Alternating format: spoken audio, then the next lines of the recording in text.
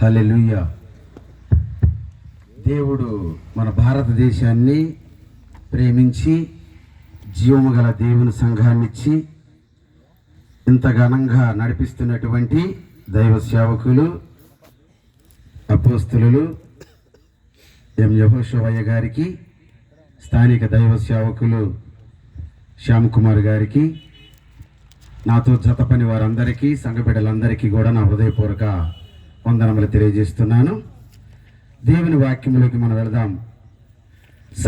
ప్రసంగి గ్రంథము 12వ అధ్యాయము మొట్టమొదటి నుండి. దినములు రాకముందే ఇప్పుడు వీటి యందు నాకు సంతోషం లేదని నీవు చెప్పు సంవత్సరములు రాకముందే తేజస్సునకును సూర్య చంద్ర నక్షత్రములకును చీకటి కమ్మక ముందే వాన వెలిసిన తరువాత మేఘములు మరలా రాకముందే నీ బాల్య దినములందే నీ సృష్టికర్తను స్మరణకు తెచ్చుకునము. చదవండి 7వ వచనం దాకా, 6వ వచనం దాకా చదవాలి. ఆ దినము ఇంటి కావలి వారు వణుకుదురు, బలిష్ఠులు వంగుదురు, విసురువారు కొద్ది మంది ఒకటి చేత పని చాలించుకొందురు, కిటికీలలో గుండా చూచువారు కానలేకయుందురు, తిరగట రాళ్ళ తగ్గిపోవును, వీధి తలుపులు మూయబడును, పిట్ట యొక్క కోతకు ఒకడు లేచును, సంగీతనాదము చేయువారందరూ నిశ్శబ్దముగా ఉంచబడుదురు, ఎత్తు చోటులకు ఎక్కుటకు భయపడుదురు, మార్గముల యందు భయంకరమైనవి కనబడును, బాదము వృక్షము పువ్వులు పూయును, మిడత బరువుగా ఉండను, బుడ్డబుడసన కాయలు పగులును, ఏలయనగా ఒకడు తన నిత్యమైన ఉనికి పట్టుకు పోవుచున్నాడు, వాని నిమిత్తము ప్రలాపించువారు వీధులలో తిరుగుదురు, వెండి త్రాడు విడిపోవును, బంగారు గిన్నె పగిలిపోవును, దార యొద్ద కుండ పగిలిపోవును, బావి యొద్ద చక్రము పడిపోవును. చాలండి, ప్రార్థన చేసుకుందాం. వాక్యం చదివినటువంటి పెద్దలకు ప్రతి ఒక్కరికి వందనములు తెలియజేస్తున్నాను. ప్రార్థన. కృపామయుడ, కనికరము కలిగిన మా ప్రియ పరలోకపు తండ్రి, మీ పరిశుద్ధమైన ఘనమైన నామమునకు స్తుతులు స్తోత్రములు తెలియజేస్తున్నాం తండ్రి. ఈ ఆంధ్ర రాష్ట్రమును ప్రేమించి, పల్నాడు జిల్లాని ప్రేమించి, క్రోసూరు మండలమును ప్రేమించి, ఈ పీసపాడు గ్రామంలో జీవమగల దేవుని సంఘములో నిన్నటి దినము నుండి జరుగుతున్నటువంటి ఈ సభలను మీరు దీవిస్తున్న విధానాన్ని బట్టి మీకు స్తోత్రములయ్యా. ఈ రాత్రికాల సమయంలో ఈ 2వ దినమున తండ్రి, మీ దీనదాసులము మేమందరము కూడా తండ్రి పాటలు పాడి మిమ్మల్ని స్తుతించి గణపరిచి మహిమపరిచి ఉన్నాము. పాడిన ప్రతి బిడ్డను దీవించండి. ఆయన కృతజ్ఞత అర్పణలు సమర్పించారు. బిడ్డలను దీవించి ఆశీర్వదించండి. వారికి కావలసినటువంటి దీవెనలు అనుగ్రహించండి.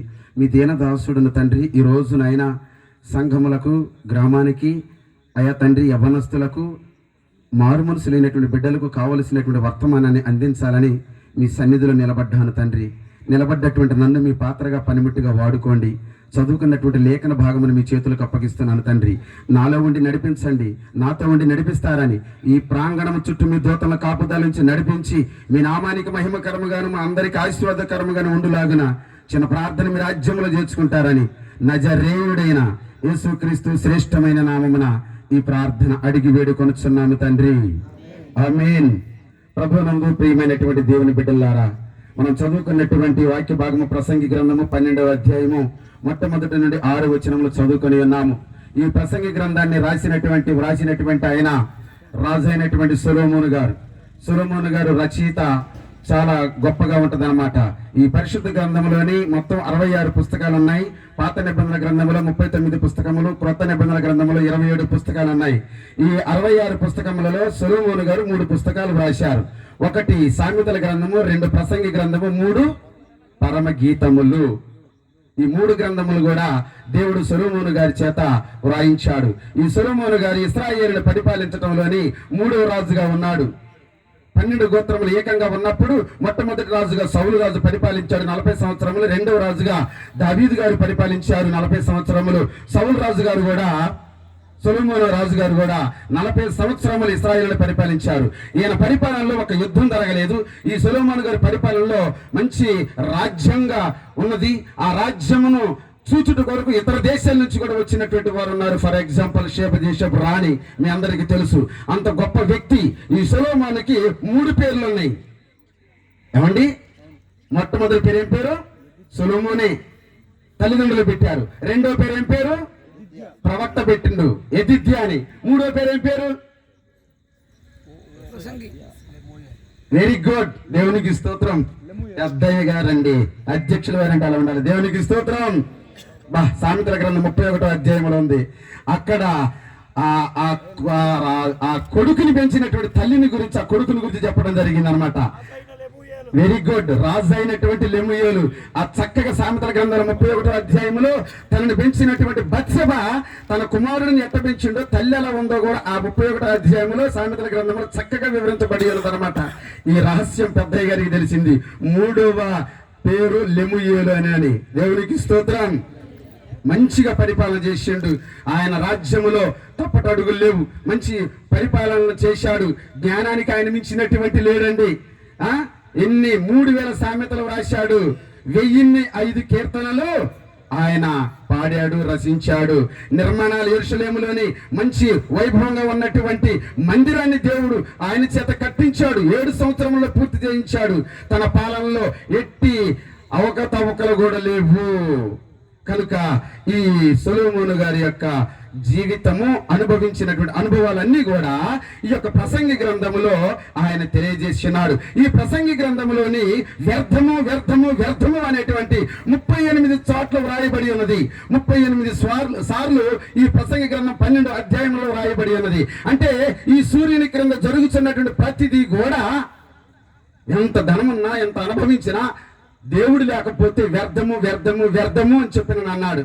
అందుకని భక్తులు చెప్తున్నాడు ఒక మాట మనం చదువుకొని, దుర్దినములు రాకముందే, ఇప్పుడు వీటి యందు నాకు సంతోషము లేదని నీవు చెప్పు సంవత్సరములు రాకముందే, తేజస్సునకు సూర్యచంద్ర నక్షత్రములు చీకటి కమ్మకముందే అని చెప్పి అన్నాడు. ఒక వ్యక్తి 80 సంవత్సరములు బ్రతుకుతాడు.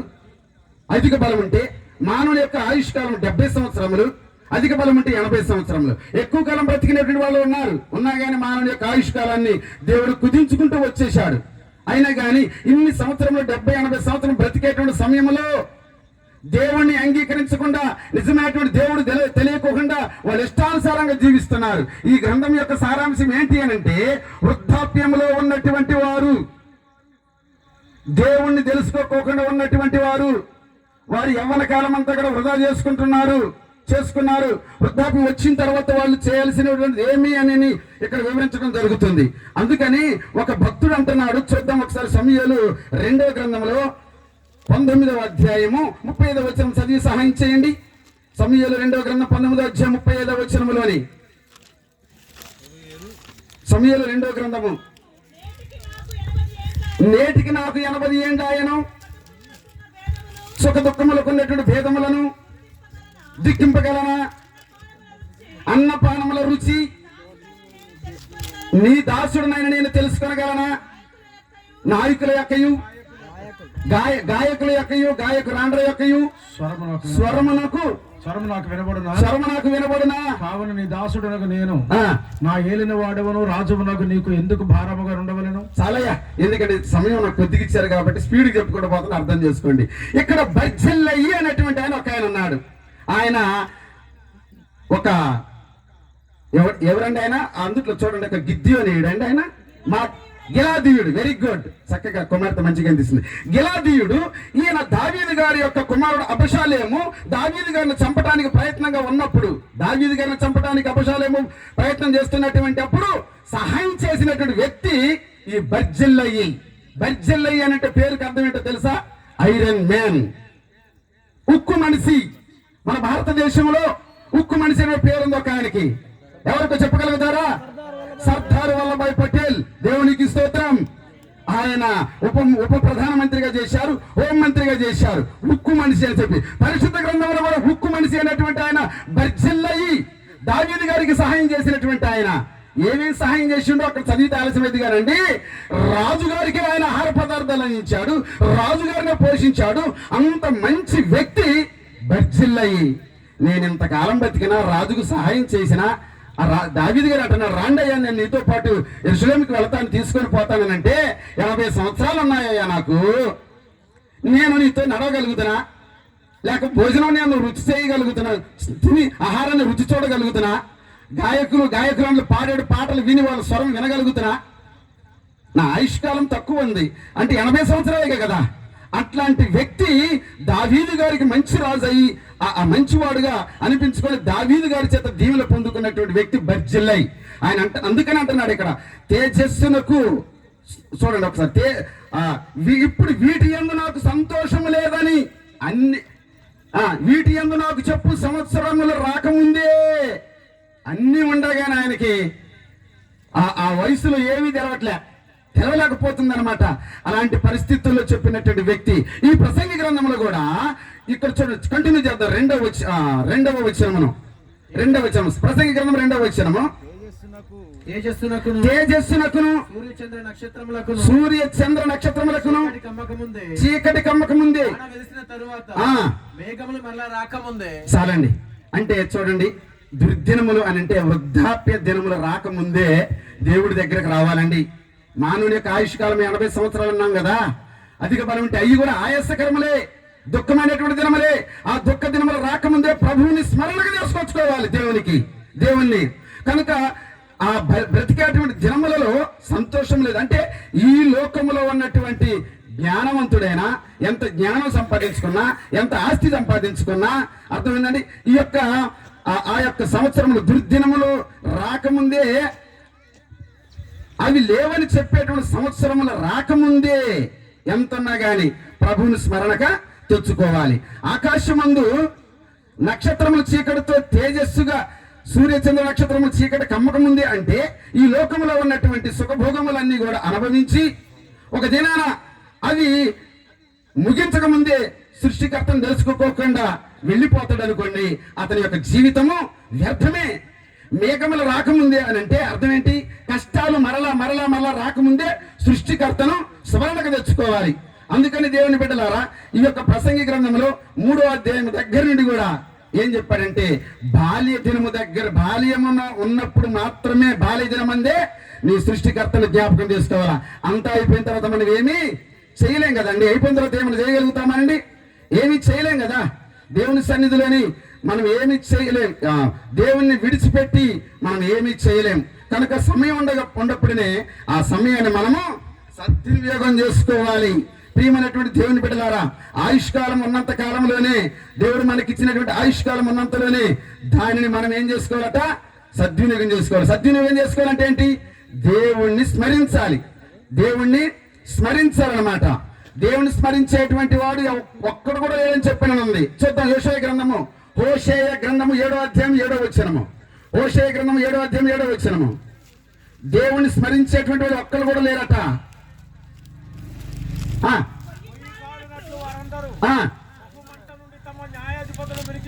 బహుమంట నుండి తమ న్యాయాధిపతులను మృంగివేయుదురు, వారు రాజులందరూ కూలుదురు, వారిలో నన్ను స్మరించువాడు ఒకడును.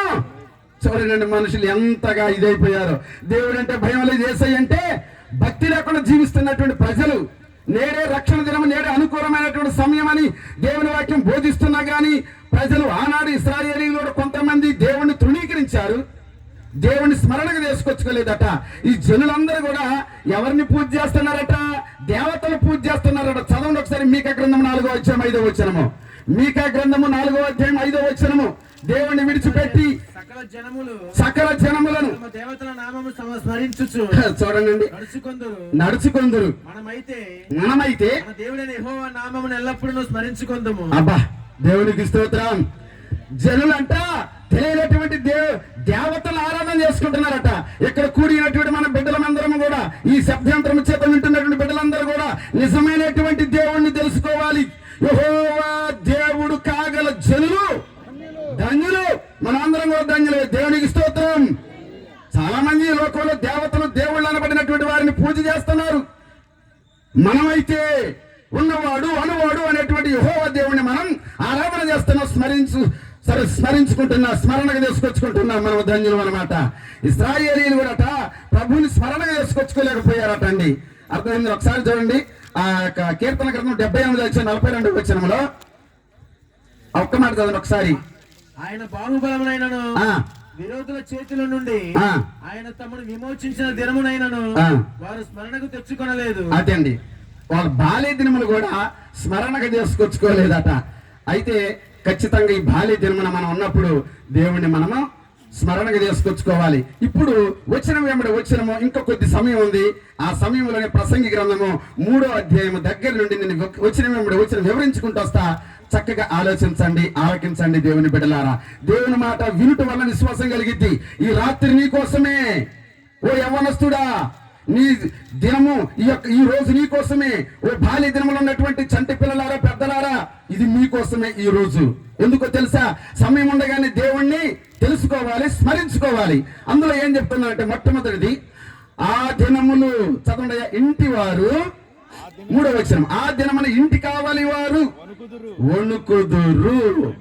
చాలమ్మా, ఇంటి కావాలి. ఇల్లు అంటే ఏంటి అమ్మ చెప్పండి ఒకసారి, నాకు వెళ్తాను అందరూ కూడా. ఇల్లు అంటే మనం కట్టుకునే ఇల్లా? చెప్పండి అండి. మనమే, మన దేహం అనేటువంటి ఇల్లు. దేవునికి స్తోత్రం. ఇంటి కాపల కాదు ఏంటి? నేను చెయ్యి ఊపుతాను కదా, చెప్పలేమండి. చేతులు, ఈ చేతులు ఇప్పుడు మనకి దోమ కుట్టింది అనుకో, ఎట్ట కొట్టుకుంటావా, లేకపోతే కంటితోటి ఏం కొట్టుకుంటావా, కాలుతో కొట్టుకోగలుగుతావా? ఏమండి, చేతితోటేగా కొట్టుకునేది. ఇంటి కాపల కాసేది ఈ చేతులు ఏది వచ్చినా కానీ. ఈ చేతులు బలిష్టంగా లేనటువంటి సందర్భంలో ఇంటి వణుకుతాయట. వణికినప్పుడు ఏం చేస్తారు? బలిష్ఠులు వంగుదురు అంటే కాళ్ళు కూడా వంగిపోతాయి అని చెప్పనుంది. కాళ్ళు కూడా వంగిపోతాయి. మరి చేతులు సమంగా ఉన్నప్పుడు చప్పట్లు కొట్టగలుగుతాం. చేతులు యాక్టివ్గా లేనప్పుడు దేవునికి చప్పట్లు కొట్టలేం కదా. బలమంతా పోయిన తర్వాత దేవుణ్ణి ఆరాధించాలంటే, బలం ఉడికిపోయిన తర్వాత ఏం ఆరాధించగలుగుతావు? మనకు దేవుడి శక్తినిచ్చాడు. ఆ శక్తిని బట్టి దేవుని స్తుతించాలి. సర్వజనులారా చప్పట్లు కొట్టుడి అని చెప్పనుంది. అర్థమైందండి? కన్నులుండి చూడలేవా యేసు మహిమను, చెవులుండి వినలేవా యేసు మాటలు, నాలుకుండి పాడలేవా యేసు పాటలు, కాళ్ళుండి నడవలేవా యేసు బాటలు, కన్నులుండి చూడలేవా యేసు మహిమను, చెవులుండి వినలేవా యేసు మాటలు. చెవులున్నప్పుడు దేవుని మాటలు వినాలి. చేతులు ఉన్నప్పుడు చప్పట్లు కొట్టాలి. చేతులు పైకెత్తి ప్రార్థన చేయాలి. దేవునికి సంస్మరణ చేయాలి, నమస్కారం చేయాలి. బలిష్ఠులు వంగుదురు అంటే కాళ్ళు వంగిపోతాయి. నిలబడి దిగన పిల్లర్లు, ఈ పిల్లలు వంగిపోయిన తర్వాత ఏం చేస్తాం చెప్పండి? ఇటు వంకరపోయిన తర్వాత నడుచుకుంటూ దేవుని సన్నిధికి వస్తామా? ఇవి బలంగా ఉన్నప్పుడే దేవుని సన్నిధికి రావాలి. దేవుని బిడ్డలారా, ఈ కాళ్ళు బలంగా ఉన్నప్పుడే, యవ్వనస్తులుగా ఉన్నప్పుడే గంతులు పెట్టుకుంటూ దేవుని సన్నిధికి వచ్చి దేవుణ్ణి ఆరాధించాలి. దేవుడు నీకు 2 కాళ్ళు సక్రమంగా ఇచ్చాడు అని అంటే అది దేవుని దయ, దేవుని కృప. నిన్ను సృష్టించినటువంటి దేవుడు, ఆయన్ని స్మరణకు తీసుకొచ్చుకోవాలి. తర్వాత చూడండి, విసరు వారు కొద్ది మంది అగుటచే పని చాలించుకొందురు. ఏంటై విసిరేది? విసిరురాళ్ళ పైన ఒక రాయి, కింద ఒక రాయి పెట్టి కొందులు విసురుతుంది. అయ్యా, అందుకని ఇగో పళ్ళు, పై దవడ పళ్ళు, కింద దవడ పళ్ళు, మొత్తం 16 ఎన్ని పళ్ళు అండి? 32 పళ్ళు.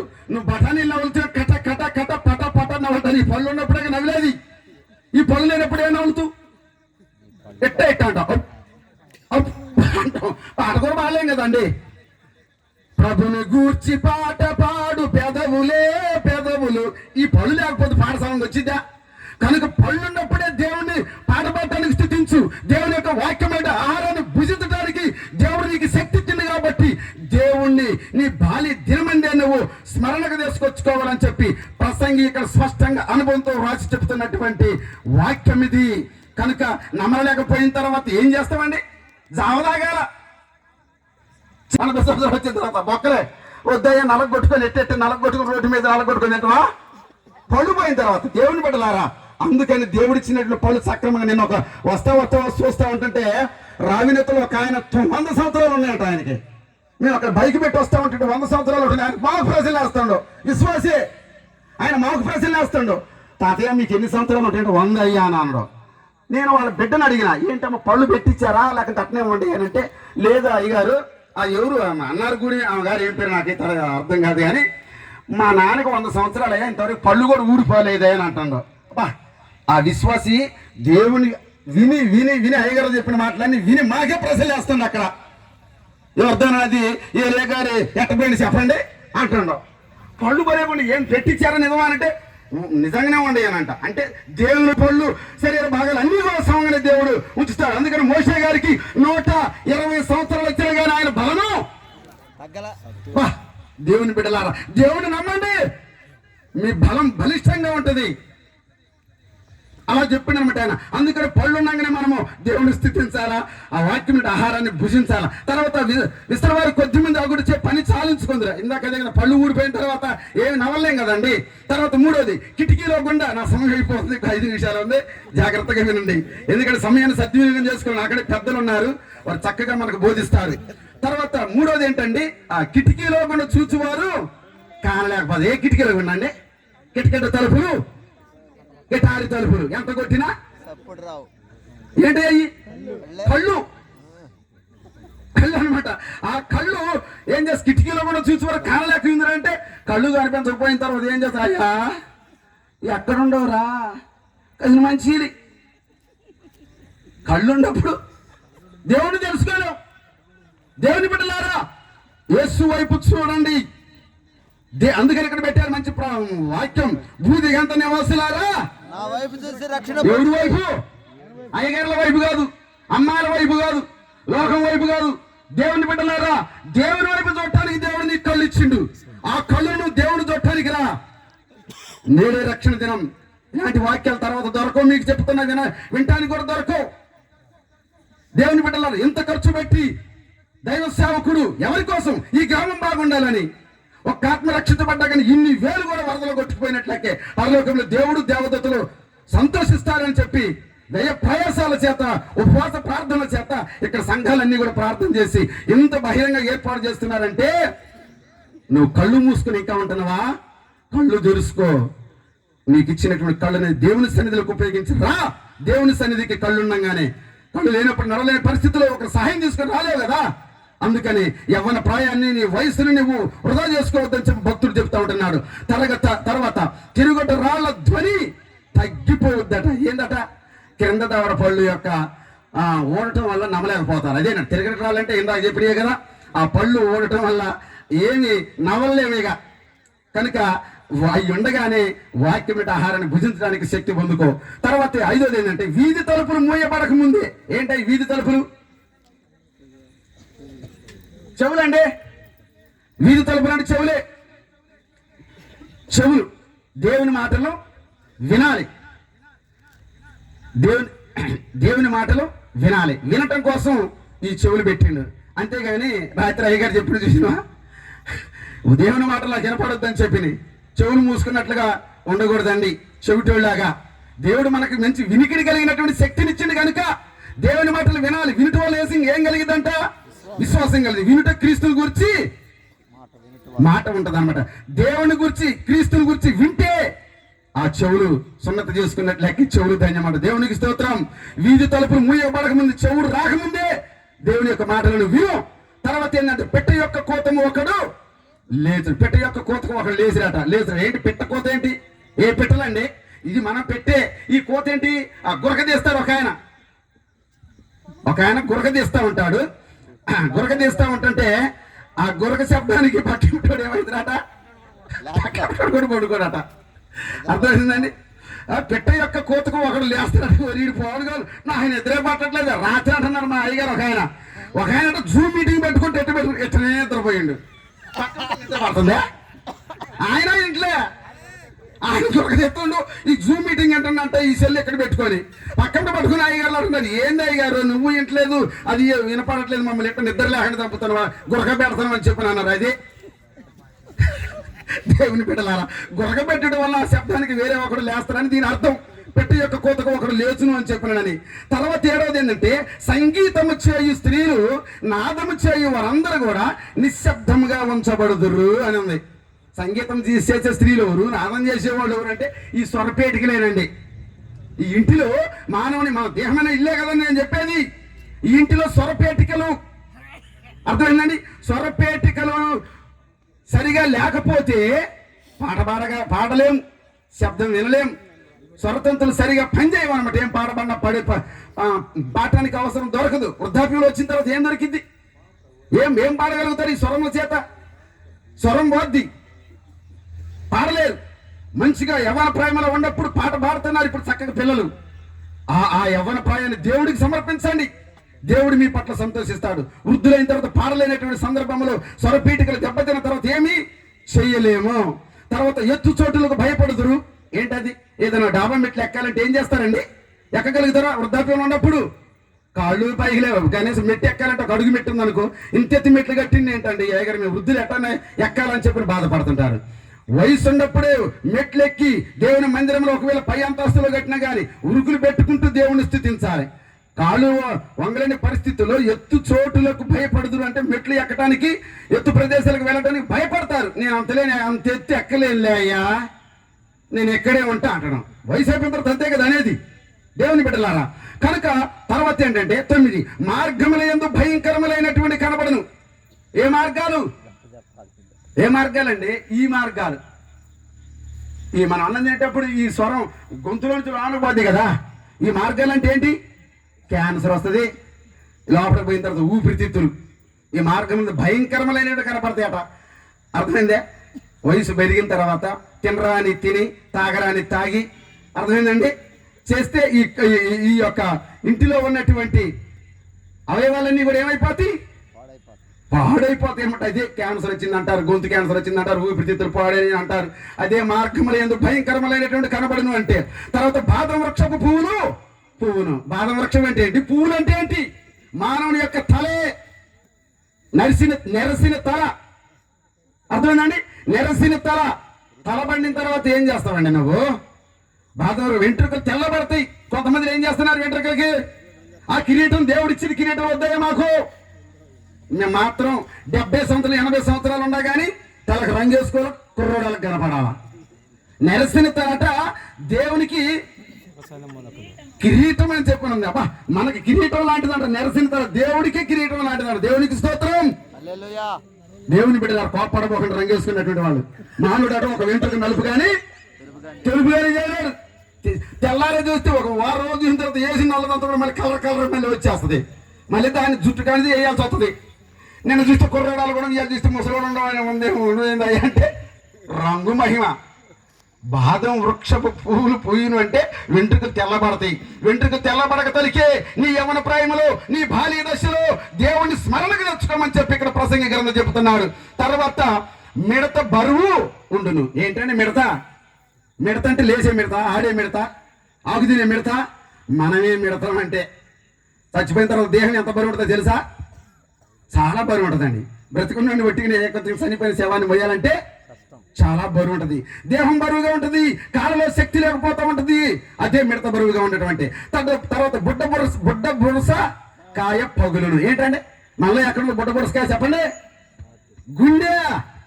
దేవుని బిడ్డలారా, గుండె. నీ గుండె బాగున్న తర్వాతనే గుడిలో దేవుడిని తెరుచుకో. ఈ గుండె ఆగిపోయిన తర్వాత ఏం చేస్తావు? గుండె నొప్పి వచ్చిన తర్వాత ఏం చేస్తావు?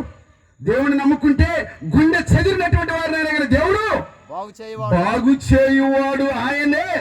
దేవుని బిడ్డలారా, నీ గుండె సక్రంగా ఉన్నప్పుడు, నీ గుండె లబ్ డబ్బు అనే నిమిషానికి 70-80 సార్లు కొట్టుకున్నటువంటి సందర్భంలో దేవుడి సన్నిధికి రా. దేవుడు నిన్ను దీవిస్తాడు, పరలోక రాజ్యంలో నీకు చోటు అనుగ్రహిస్తాడు. అంతా అయిపోయిన తర్వాత గుండె కొట్టుకొని ఎన్ని సంవత్సరాలు కొట్టుకుంటుంది? అది మాత్రం ఏమండి 80 సంవత్సరాలు కొట్టుకునేది, స్లో అయిపోతుంది అప్పుడు కూడా. కనుక యవ్వన ప్రాయంలో మనం ఉన్నప్పుడే మన యొక్క దేహమును, మన యొక్క సమయాన్ని, మన శరీరమును దేవునికి సమర్పించుకునేటువంటి వాళ్ళముగా ఉండాలి.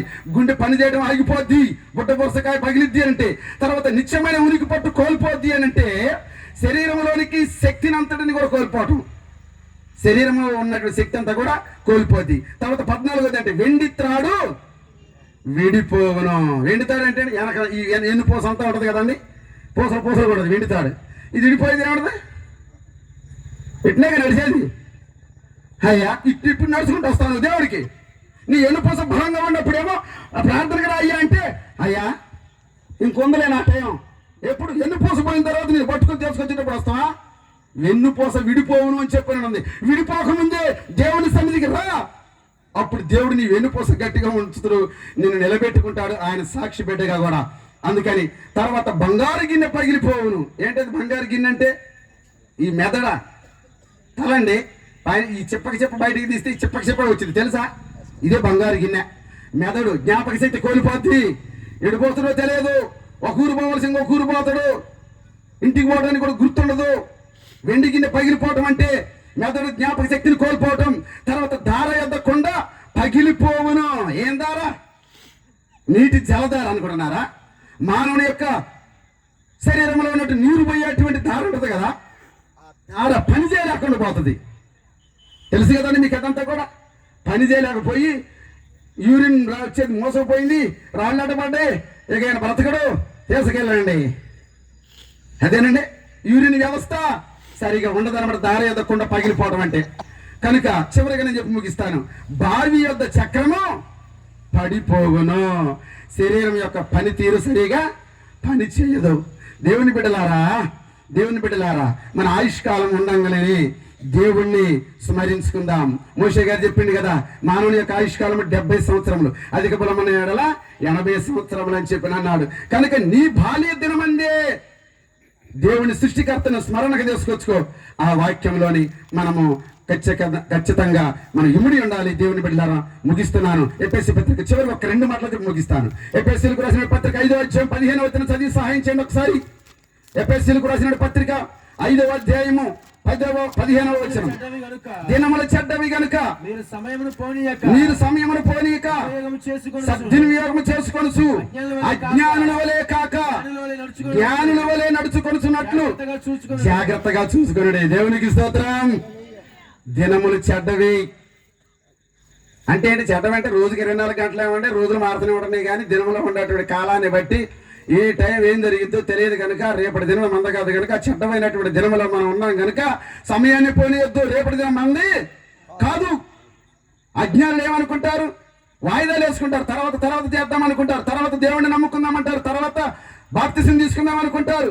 కానీ రేపటి దినం మంద కాదు. అది అట్లా అనుకునేటువంటి అజ్ఞానులు. జ్ఞానుల వలె నడుచుకున్నట్లుగా మనము నడుచుకోవాలి.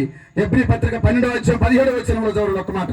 హెబ్రీలకు రాసిన పత్రిక 12వ అధ్యాయము 17వ వచనము. ఏశావు ఆ తరువాత ఆశీర్వాదము పొందగోరి వచ్చినప్పుడు కన్నీళ్లు విడుచుచు దానికోసం శ్రద్ధతో వెదకినాను, మారు మనసు పొందిన అవకాశం దొరకక విసర్జింపబడినని మీరు ఎరుగుదురు. అబ్బా చూడండి, అన్ని దీవెనలు వచ్చిన తర్వాత ఏశావు గారు ఉండయా? కన్నీళ్లు విడిచినా లేవు, కన్నీళ్లు విడిచినా దీవెనలు లేవు. నీకు రక్షణ లేదు. అయిపోయిన తర్వాత కూడా దేవుని బిడ్డలని జీవితం అయిపోయిన తర్వాత నువ్వు వద్దామన్నా దేవుని దగ్గరికి అవకాశం దొరకదు. నీడేమి సంభవిస్తుందో తెలియదు. కనుక ఏశావు పశ్చాత్తాపడ్డాడు. నానా ఒక్క దీవెనన్నా లేదా? ఇంకేడున్నాయా? అన్నీ కూడా నీ తమ్ముడు తీసుకొని వెళ్ళాడు అని చెప్పిన అన్నాడు. కాలము సమీపంగా ఉండగానే దేవుడు దీవెనలు ఇచ్చేటువంటి సమయానికి మనము దగ్గరగా ఉండాలి. సంఖ్యాకాండంలోని 14వ అధ్యాయం ఒకసారి ఈ మాట చదవని ముగిస్తాను. సంఖ్యాకాండము 14వ అధ్యాయము 37వ వచనము నుండి. అనగా ఆ దేశము గురించి చెడ్డ సమాచారం చెప్పిన మనుషులు యెహోవా సన్నిధిని తెగులు చేత చనిపోయి, అయితే ఆ దేశంలో సంచరించి చూచిన మనుషులలో నూను కుమారుడు యెహోషువయు యెఫున్నె కుమారుడు కాలేబును బ్రతికిరి. దేవునికి స్తోత్రం. చాలండి. కనాను దేశం యొక్క సమాచారాన్ని తెలుసుకొని రావడం కోసం గోత్రానికి ఒకరు చొప్పున జ్యేష్ఠులు పంపిస్తే 10 మంది ఏం సమాచారాన్ని తీసుకొని వచ్చారు? అయ్యా వాళ్ళు తాడి చెట్టులు అంతా పెద్ద మనుషులు ఉన్నారు, మనమే మిడతల్లాగా ఉండం, వాళ్ళని జయించడానికి మన వల్ల కాదు అని చెప్పి చట్ట సమాచారం చేసుకొచ్చి మోషే గారికి అందించారు. ఒక్కిద్దరు మాత్రం ఏం చేశారు? కాలేబు యెహోషువ. వాళ్ళు స్తంభాల్లాగుంటే, తాడి చెట్టులాగుంటే, ఆజానుబాహుల్లాగుంటే ఎట్లుంటే మన దేవుడు మన పక్షాన ఉన్నాడు, ఆ దేశాన్ని మనము జయిస్తాము అని చెప్పి మంచి సమాచారం చేసుకొచ్చారు. చెడ్డ సమాచారం చేసుకొచ్చిన వాళ్ళందరూ కూడా పెట్టల్లాగా రాలిపోయారట. దేవుని బిడ్డలారా, సమయం ఉండగానే దేవుడు చెప్పినట్లుగా చేస్తేనే ఇప్పుడు ఒక భౌతికమైన కనాను దేశంలోకి వాళ్ళిద్దరే ప్రవేశించినట్లుగా చూస్తున్నాం. మనం కూడా సమయం అయిపోయిన తర్వాత పరలోకం అనేటువంటి కానానుకు చేరాలి అని అంటే యేసయ్యని జ్ఞాపకం చేసుకొచ్చుకోవాలి, స్మరణకు చేసుకొచ్చుకోవాలి. సమయం ఉండగానే దేవుడిని నమ్ముకోవాలి. నేడే రక్షణ దినం కొరింథీయులకు రాసిన పత్రికలను చదవద్దు. నేడే అనుకూలమైనటువంటి సమయము, రేపేమి సంభవించడో తెలియదు కనుక ఇదే రక్షణ దినం, రేపటి దినం మంద కాదు. ఇంకా నువ్వు మారు మనసు పొందకుండా, యేసుక్రీస్తు నమ్ముకోకుండా నీ యొక్క జీవితాన్ని వృధా చేసుకుంటున్నావు సహోదరి సహోదరుడా. ఈరోజు నీ కోసం రేపటి దినం మంద కాదు. కనుక మారు మనసు పొందుకో, యేసయ్యను సొంత రక్షకుడుగా అంగీకరించుకోవాలని ఈ సభ ద్వారాగా, ఈ వాక్యము ద్వారాగా దేవుడు మీకు అందిస్తున్నాడు. ఈ వాక్యాన్ని దేవుడు మన వినికిడిలో దీవించి ఆశీర్వదించునుగాక. ఆమేన్, ఆమేన్. సమయం ఇచ్చినటువంటి స్థానిక దైవ సేవకులకు నా హృదయపూర్వక వందనములు తెలియజేస్తున్నాను. సమయము